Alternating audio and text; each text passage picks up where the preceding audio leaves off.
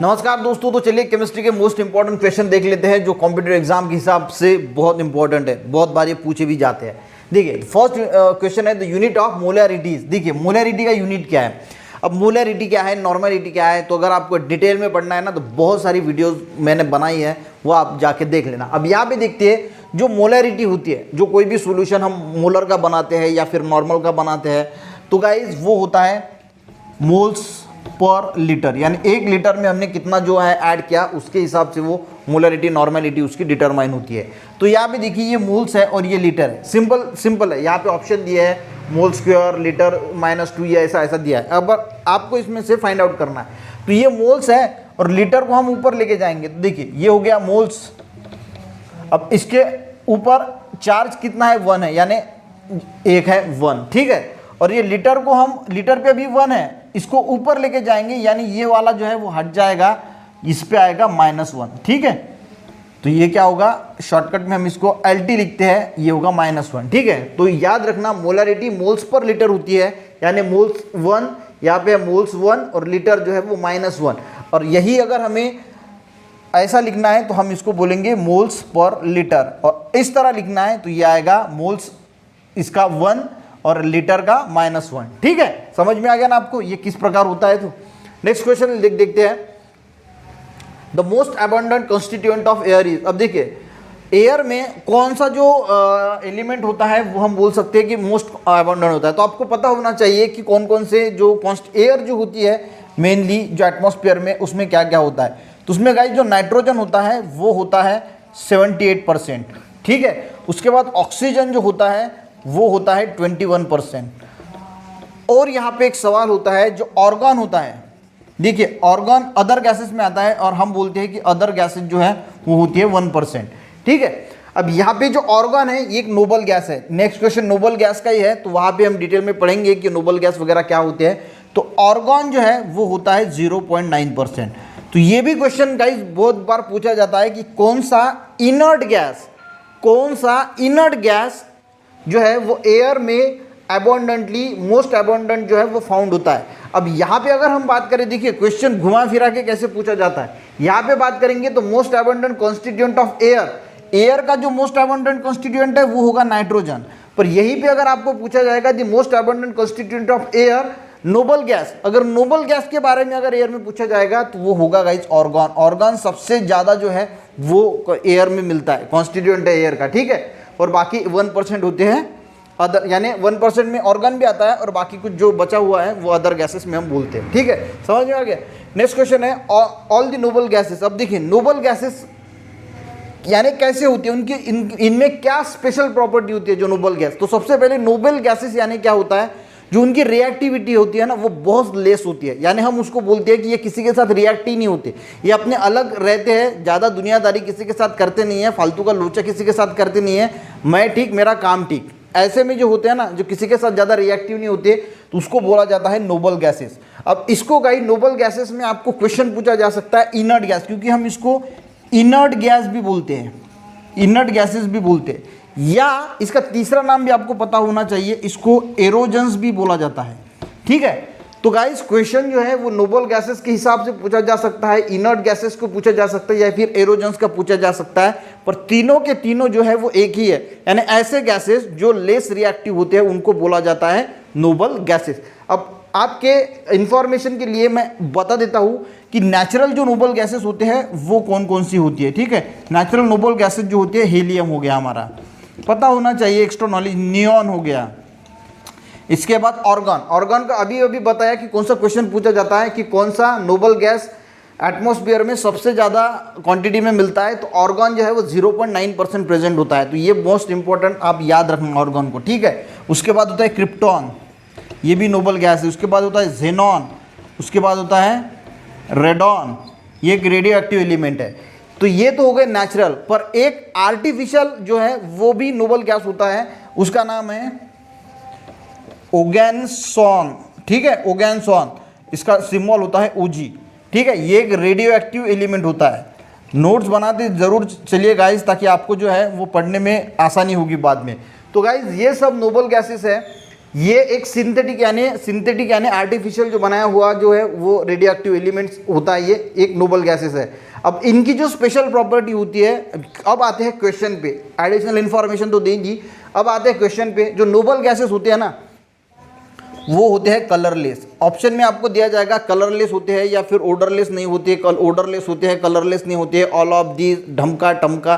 तो आपको पता होना चाहिए कि ये कलरलेस भी होते हैं और ओडरलेस भी होते हैं, यानी इनमें कोई ओडर नहीं होती, ये पहली चीज़, और कलर भी नहीं होता, यानी ये कलरलेस और ओडरलेस होते हैं। ये इसकी मेन प्रॉपर्टी है, ये आप ध्यान रखना। ये कई बार पूछा जाता है कि नोबल गैसेस कैसी होती है, अलग अलग प्रकार के ऑप्शन देंगे, तो आपको पता होना चाहिए कि इनका कोई कलर भी नहीं होता और कोई ओडर भी नहीं होता। नेक्स्ट क्वेश्चन देखते हैं, chemical name of bleaching powder. देखिए, हम ब्लीचिंग पाउडर हम सब जानते हैं कि ब्लीचिंग पाउडर जो हम हमारे घर में इस्तेमाल करते हैं, खेतों में लोग जो कुएं होते हैं उसमें जो बैक्टीरिया वगैरह होता है उनको मारने के लिए ब्लीचिंग पाउडर बहुत जगह पे इस्तेमाल किया जाता है। तो इसका फॉर्मूला क्या है, ठीक है, तो केमिकल नेम पूछा है, सॉरी यहाँ पे पूछा है केमिकल नेम। तो सबसे पहले आपको इसका फॉर्मूला पता होना चाहिए। इसका फॉर्मूला है Ca ब्रैकेट में OCl और बाय 2, या इसको बहुत सारे लोग ऐसे भी लिखते हैं ClO बाय 2, यानी Ca कैल्शियम और ये क्या हो गया हाइपोक्लोराइड। तो इसको बोला जाता है, ये हो गया कैल्शियम हाइपोक्लोराइड, इसको क्या बोला जाता है ब्लीचिंग पाउडर को। इसका फॉर्मूला अगर आपको याद है तो इससे आप अंदाजा लगा सकते हैं कि ये कैल्शियम और हाइपोक्लोराइड जो है इसको बोला जाता है, ठीक है। गाइस नेक्स्ट क्वेश्चन देखते हैं। तो pollutant from the motor car exhaust that cause the mental disease. देखिए, जो कार होती है या कोई भी मोटर है, ऐसा नहीं कि मोटर कार ही या कोई भी ऑटोमोबाइल है, इसमें से जो पोल्यूटेंट निकलते हैं, एग्जॉस्ट निकलता है, तो ऐसा कौन सा पोल्यूटेंट है जो मेंटल डिसीज कॉज करता है। अब जो मेंटल डिसीज यानी वो अगर इनहेल कर लेते हैं तो मेंटल डिसीज जो है वो कॉज करता है। पर यहाँ पे आपको पूछा गया है कि मोटर एग्जॉस्ट, ठीक है, तो वो है गाइज लीड, यानी पीबी, उसको हम बोलते हैं लीड।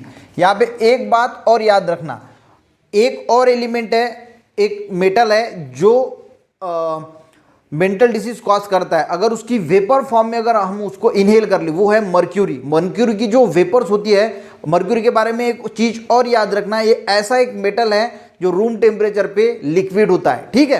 तो उसकी अगर वेपर्स अगर इनहेल कर ली तो मेंटल डिसीज होने की जो है वो पॉसिबिलिटी बहुत है, आदमी पगला जाता है, ठीक है। समझ में आ गया। नेक्स्ट क्वेश्चन देखते हैं। The credit for the discovery of transuranic element goes to. देखिए, ट्रांसयूरेनिक एलिमेंट जो है ना, अब ये ट्रांसयूरेनिक एलिमेंट क्या है, तो देखिए जिनका जो एटॉमिक नंबर है, जो एटॉमिक नंबर होता है ना, एटॉमिक नंबर एलिमेंट का ग्रेटर देन 92 है, यानी जो यूरेनियम से जिसका एटॉमिक नंबर ग्रेटर है, उन एलिमेंट को बोला जाता है ट्रांसयूरेनिक एलिमेंट। अब ये सिंथेटिक होते हैं सबसे पहले तो, यानी आर्टिफिशियल बनाए जाते हैं और अनस्टेबल होते हैं, इतनी चीज आप जरूर याद रखना, ठीक है। ट्रांसयूरेनिक एलिमेंट समझ में आएगी कि जिनका एटॉमिक नंबर 92 से ग्रेटर होता है, यानी 93, 94, तो उसको बोला जाता है ट्रांसयूरेनिक एलिमेंट। और यानी यूरेनियम से जिसका एटॉमिक नंबर ज़्यादा है, और ये सिंथेटिक होते हैं और अनस्टेबल होते हैं। अब इसका जो अब नाम जो है ना, किसी का नाम जो है वो किसी साइंटिस्ट पे रखा है, किसी का नाम जो है वो किसी सिटी पे रखा है, किसी का अलग अलग जो है वो नाम उनके रखे गए, ये लेबोरेटरी पे प्रिपेयर किए गए हैं। चार मेन लेबोरेटरीज है, वहाँ पे जो है वो ये ट्रांसयूरेनिक एलिमेंट जो है वो प्रिपेयर किया है। इसका जो मेन क्रेडिट जाता है वो जाता है गाइज सी बोर्ग नाम के साइंटिस्ट को, सी बोर्ग, ठीक है, BOREG बराबर है, सी बोर्ग, ठीक है। एक दूसरे पे साइंटिस्ट थे। अब गाइज अगर आपको पूछा जाता है कि ये जो डिस्कवरी होती है, ये डिस्कवरी जो है ट्रांसयूरेनिक एलिमेंट के, एक्चुअल में 3 साइंटिस्ट थे, पर मेन क्रेडिट जाता है सी बोर्ग को। पर आपको 2 और साइंटिस्ट जो है उनका भी नाम पता होना चाहिए। क्या पता कभी कभी, क्योंकि तीनों का योगदान है, तो तीनों में से कोई एक भी दिया जा सकता है, तीनों साइंटिस्ट का नाम दिया जा सकता है। एक थे मैकमिलन, ठीक है, और एक थे गिरसो। तीनों के तीनों नाम आपको पता होना चाहिए, सीबोर्ग, मैकमिलन और गिरसोन। ये जो 3 साइंटिस्ट थे, इनको क्रेडिट जाता है ये जो ट्रांसयूरेनिक एलिमेंट है इसकी डिस्कवरी का, ठीक है। बाकी ट्रांसयूरेनिक एलिमेंट आपको बता दिया कि जिसका एटॉमिक नंबर 92 से ग्रेटर होता है उसको हम ट्रांसयूरेनिक बोलते हैं। ये सिंथेटिक होते हैं, यानी आर्टिफिशियली प्रिपेयर किए जाते हैं और अनस्टेबल होते हैं। नेक्स्ट क्वेश्चन देखते हैं, ऑयल ऑफ विट्रियोलिस। देखिए ऑयल ऑफ विट्रियोल किसको बोला जाता है, ये बहुत इंपॉर्टेंट क्वेश्चन है और कई बार बहुत सारे एग्जाम में पूछा गया है। अगर आप देखोगे तो सल्फ्यूरिक एसिड जो होता है हमारा, सल्फ्यूरिक एसिड, तो उसको बोला जाता है acid of oil of vitriol. Sulphuric acid का फॉर्मूला क्या है, H2SO4। एक चीज और पूछी जाती है कि किंग ऑफ केमिकल किसे बोला जाता है, किंग ऑफ केमिकल। तो याद रखना जो सल्फ्यूरिक एसिड है इसको ही किंग ऑफ केमिकल जो है वो बोला जाता है। कभी कभी ऐसा भी हो सकता है कि किंग ऑफ केमिकल पूछा जाए और सल्फ्यूरिक एसिड दिए ही ना, ऑयल ऑफ विट्रियोल दिया जाए, तो वो भी सही होता है। यानी दो चीज हमें कैसा भी क्वेश्चन जो है वो आ सकता है।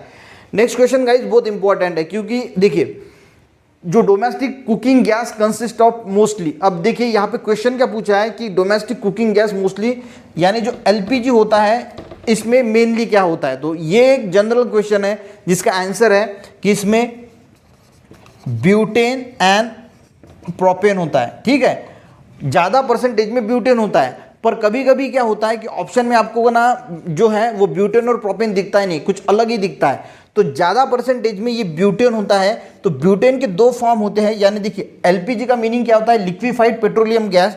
तो इसमें जो होता है वो लिक्विफाइड ब्यूटेन एंड आइसोब्यूटेन होता है। तो हम क्या बोलते हैं, देखिए जो एलपीजी है लिक्विफाइड पेट्रोलियम गैस, ठीक है, तो इसमें ब्यूटेन और प्रोपेन प्रेजेंट होता है। ज़्यादा परसेंटेज में ब्यूटेन होता है। तो ये ब्यूटेन जो है वो आपको पूछा गया डोमेस्टिक गैस कंसिस्ट मोस्टली, यानी ज़्यादा तौर पे क्या प्रेजेंट होता है। तो यहाँ पे इन्होंने ब्यूटेन के दो फॉर्म ऑप्शन में दे सकते हैं, वो तो आपको ये भी पता होना चाहिए कि ब्यूटेन एंड प्रोपेन तो होता ही है, फिर ब्यूटेन में ज़्यादा परसेंटेज में ब्यूटेन होता है, पर ब्यूटेन के कौन से फॉर्म होते हैं, तो लिक्विफाइड ब्यूटेन एंड आइसोब्यूटेन, यानी आइसोब्यूटेन और लिक्विफाइड ब्यूटेन, जो लिक्विफाइड ब्यूटेन और लिक्विफाइड आइसोब्यूटेन, तो ये दो फॉर्म जो है वो मोस्टली जो है वो डोमेस्टिक गैस जो हमारा गैस होता है यानी एलपीजी है उसमें प्रेजेंट होता है। क्वेश्चन फिर से एक बार बोलता हूँ, समझ में नहीं आया होगा। एलपीजी होता है इसमें मोस्टली ब्यूटेन और प्रोपेन होता है, पर ज़्यादा परसेंटेज में ब्यूटेन होता है। तो ब्यूटेन के जो दो मेन कंपोनेंट है हम उसको बोल सकते हैं, तो वो क्या है, लिक्विफाइड ब्यूटेन एंड आइसोब्यूटेन। कभी कभी ऑप्शन में ये दिया जाता है, ठीक है। तो आपको पता होना चाहिए कि जो एलपीजी है इसमें लिक्विफाइड ब्यूटेन एंड आइसोब्यूटेन जो है वो होता है एज अ ब्यूटेन के तौर पे, और प्रोपेन भी होता है, पर आपको ऑप्शन में यही दिया जा सकता है। तो यहाँ पे गाइस हमने मोस्ट इंपॉर्टेंट 8 क्वेश्चन लिए हैं, उसको अच्छी तरीके से समझा के दिए हैं, ताकि अगर समझ में आता है तो आप अच्छी तरीके से कोई भी ऑप्शन को टिक मार्क कर सकते हैं। तो मिलते हैं नेक्स्ट वीडियो में, तब तक के लिए गाइस जय हिंद।